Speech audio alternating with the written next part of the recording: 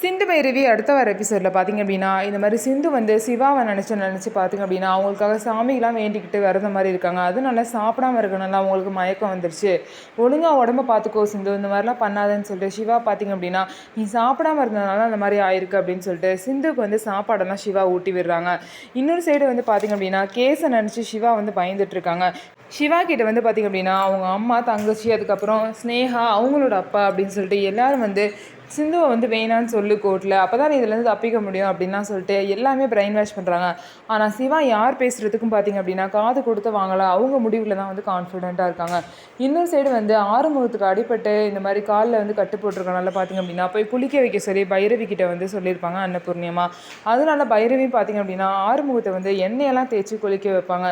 இதனால ஆறுமுகத்துக்கு ரொம்பவே சந்தோஷமாக இருக்கும். பரவாயில்லையே பைரவி நம்மளை குளிக்கலாம் வைக்கிறாளே அப்படின்னு சொல்லிட்டு அவங்களும் பார்த்திங்க அப்படின்னா ரொம்பவே சந்தோஷமாக இருக்கும். அவங்க 2 பேருக்குள்ள ரொமான்ஸை பார்த்திங்கன்னா ரொம்பவே நல்லா அழகாகவும் காமெடியாகவும் நல்லா காமிச்சிருப்பாங்க.